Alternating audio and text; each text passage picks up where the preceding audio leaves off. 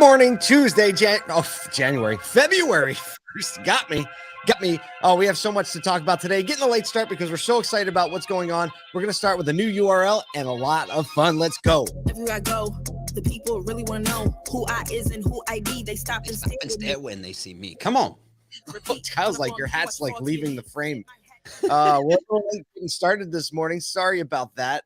We're fielding emails left and right from all kinds of stuff. And I really wish we could talk about the last email that our whole team was excited about that we got right before we went live. We'll be able to soon. We'll get there. We'll talk about it, but it's so exciting. Yeah, February 1st, man.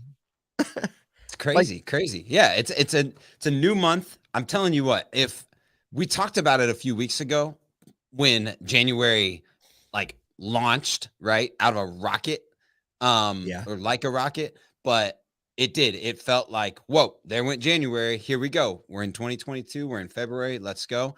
It's going to be, I'm really excited because we've got conference season kind of getting together. We've got the big people show moving about, right? The big show, NADA. And then it's like they just drop, every few weeks after that. So people will be together, encouraging, engaging, learning, all of that type of stuff. And then, getting around to dealers for us, it'll be really, it's going to be an energetic month as we kind of get ready for the spring for sure. No doubt. Today, a lot of firsts. Today's the first day we've ever done a Tuesday email. If you don't have it, you got to sign up at ASOTU.com, ASOTU.com. We're doing a daily email now. You used to get the one in your inbox on Monday. We've got a team assembled. We're scouring the dealer world and the culture world for valuable stuff to throw in your inbox to make it the most enjoyable few minutes, something that you look forward to. Like when you read the email, we want you to feel like the same as you do when you hear the music before the live stream, just sip the coffee, see what the important stuff is to know, and some of the stuff that'll just make you smile. So sign up for that. We got that going and a whole lot more planned for the email. We have our very first Clubhouse room back today at 11 o'clock Eastern. Minority Motors. We're going to have Damon Lester and Perry Watson talking about the 3 top issues to tackle in 2022. That's always a great conversation, which is why I love Clubhouse so much. It's not. That's exactly what it is. It's like we're giving, we're taking, we're learning, we're sharing. So that's happening today. You can go to Automotive State OT Union, Automotive State OT Union. Just search that on Clubhouse and you'll find the club. You'll find the room. We also have rooms on Wednesday, Thursday. It's just Tuesday morning, man. It's just Tuesday morning. No. And it's cool. We're starting off with Minority Motors and Damon, Lester, and Perry today on the first day of Black History Month. So I'm sure that'll make its way into the conversation and always a good conversation on for us, loving our brothers and sisters that have historically not seen the brightest days in automotive. And so just pulling that forward and it's going to be a good day for sure. So, yeah. So true. So I didn't even put that together. That makes, it's even more fun. Even more fun. It's going to be a lot of people too. If you were at the NAMAD convention and National Association of Minority Auto Dealers, it was an amazing convention. It was like a major family reunion. My wife and I had the privilege of going this year, and so many people at that convention were like, "Yo, we got to get Clubhouse rooms going again. When are the Clubhouse rooms starting?" So they're starting today. So make sure you're there. Let's talk about a little fun. So yesterday, I don't know if anybody else knows about this game Wordle. Probably more people know about it now after the announcement we're about to make. But my team at Congruent has been playing this game. And if you've ever seen it looks kind of like I don't even know what it looks like. It's just like a combination of squares people share it. And the green and red. Yeah, it's the most simple game that you've probably ever played. So if you haven't played it, you can click the link in the notes or anything like that. We've got it linked out. But if you haven't played it, it's super simple. You're guessing 5-letter words in sequence, and you got, what is it, 5 or 6 Six guesses. Yeah, 6 guesses. And there's just kind of a matrix to get there. But yesterday was the first time that Paul and I both played it. I had actually seen someone playing it on a plane a couple weeks ago. I was like, what is that thing over there? It was almost mesmerizing watching them. Wordle, just in case you're just listening. And don't go to wordle.com. That's not it. Just search Wordle, and the top hit will be something with a UK domain. So go ahead, finish explaining. I want people to be able to get to it.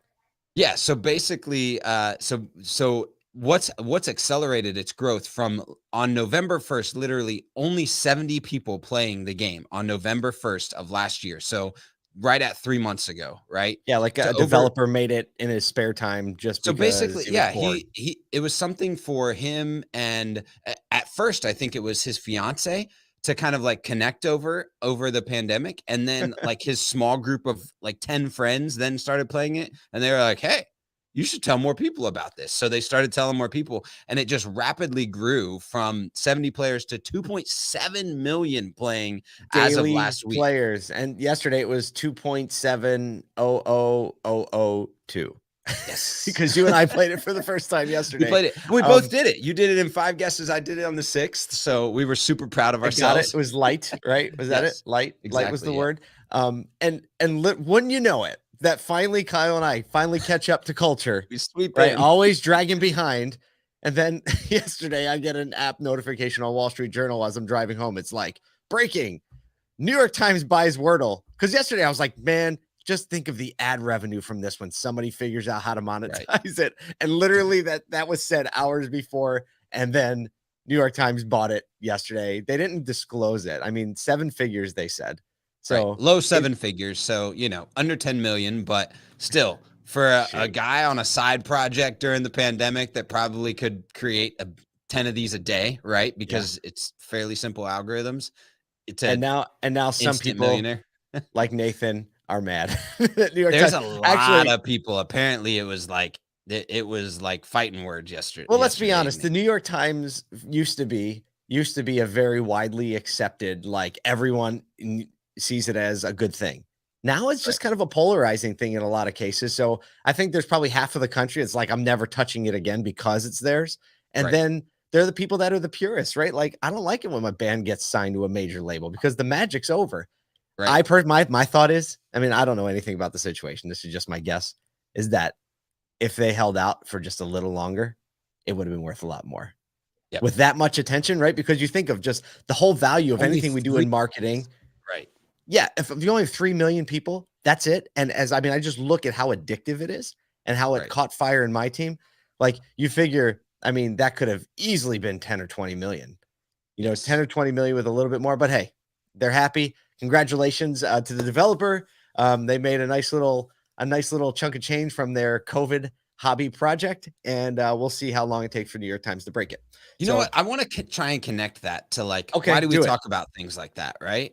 Because we see these things that happen that are just kind of like quote unquote overnight successes. And there's a lot of back and forth of like how many things are actually overnight successes. What did this guy have to go through in like creating other apps that never were successful, all that type of stuff. Right. Yep. But the reality is that right now, and we started talking about this actually back in October, this kind of like the world is flipping type thing where kind of anything goes. And if you're willing to constantly be creating and adjusting and trying new things, that the speed to something potentially being accepted or accepted at a large scale or changing the game for your organization is Yep. a lot quicker than maybe it was in any other time. And it's not For always sure. going to be that way, right?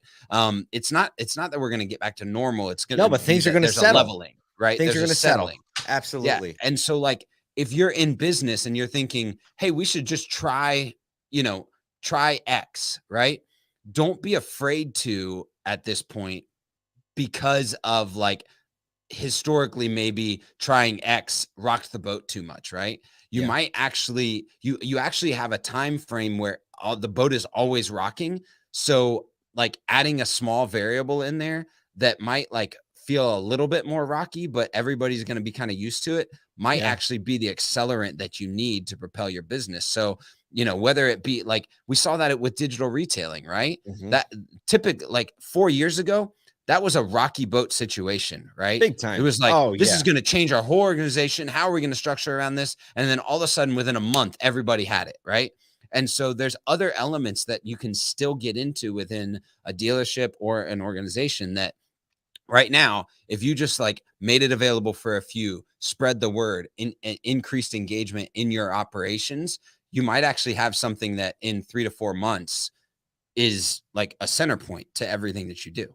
I think there's a lot of opportunity for that. The article we featured last week about the dealer who is hiring from outside automotive, right? Yeah. Looking at hospitality, food and beverage, skilled trades.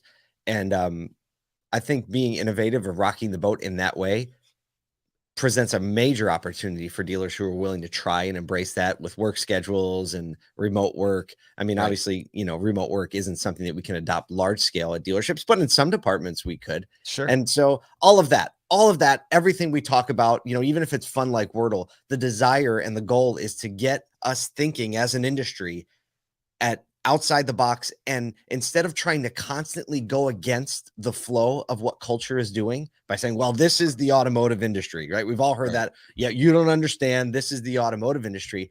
Like, we cannot accept that as the excuse for something that's subpar anymore.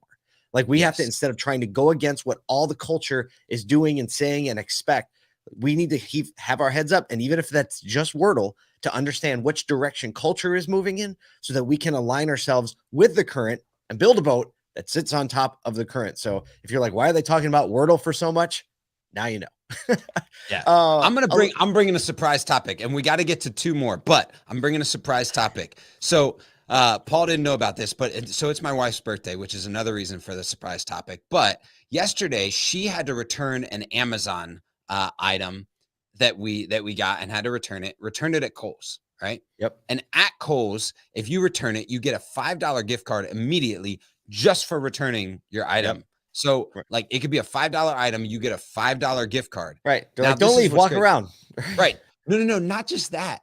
But the lady at the counter hands her the $5 gift card at customer like receivables, right? And immediately says to her, hey, just so you know, right behind you is a row of things that are approximately $5, and some of them could be free. I was like, okay. She said immediately my mind went to service. And I was like, okay, now you're thinking auto dealer, right? Yeah, right.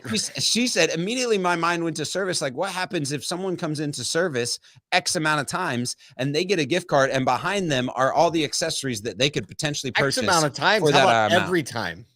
How about every time? Yeah. Because think about it. Your service, it's not even like you have to like keep it fresh every week or every day, right? Because like if you're doing things right, someone's coming in for service like once or twice a year, right? Yep. So you only have to keep it that's an awesome idea. You know what's crazy? She picked up Patrick Abad might be listening.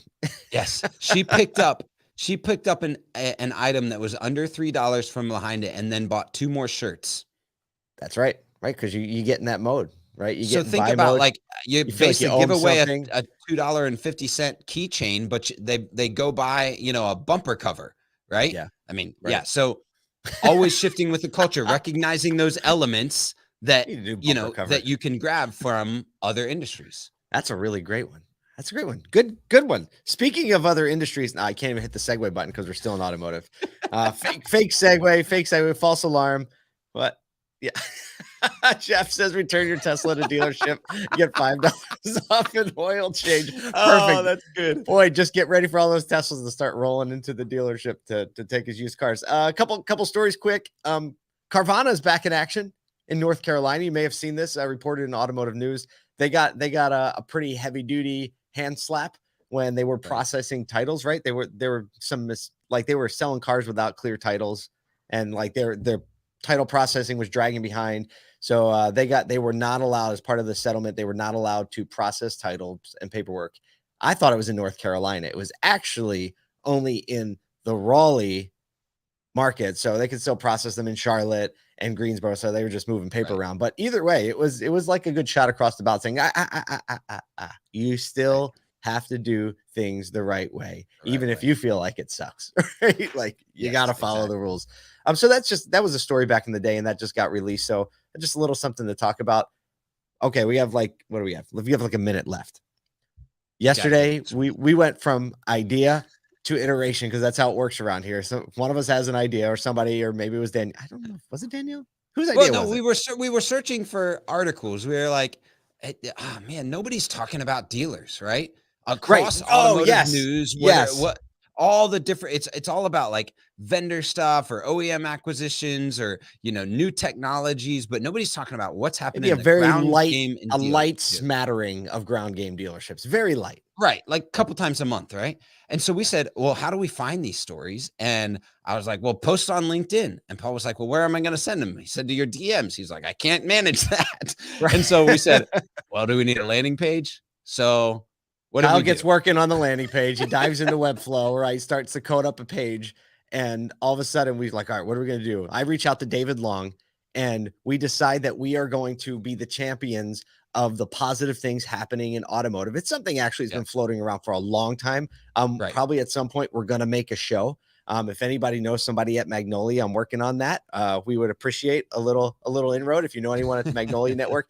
But I mean, legitimately speaking, you and I and everyone in the auto industry that's watching this or listening to the show know that there are more amazing stories of community service, company culture that happen in automotive every single day that nobody knows about. Right. And the stigma is the opposite of what it actually is. So we're going to champion those things. We're going to tell those stories. We're going to write articles about them. We're going to make videos about them. And we need you to feed us that stuff because we know a lot of dealers, but we only know so many. So we created a site that you could just go into and shoot us some of the basics, and then we'll get in touch and we'll get the rest of the information so we can start to make this much, much, much louder. The website, what is it, Kyle? It's ASOTU.com/positivity. Right? Yes, exactly. It's on the screen right now. Just go there, fill out the ASOTU.com. form, and we don't care. Send us tons of them. Across the country. There's over 17,000 just franchise dealers, plus all the independents, and we know the community and organizational impact that they're making. So, but we want to hear those stories, and we want to share them with our network. Yes, ASOTU.com/positivity. Send them through today. Boy, that's a lot of work for the first day in February, but it's the morning. We're just getting going. Again, sign up for that email list, ASOTU.com. Check us out in the Clubhouse room today at 11 Eastern, and we're just getting rolling. We'll see you sometime this week.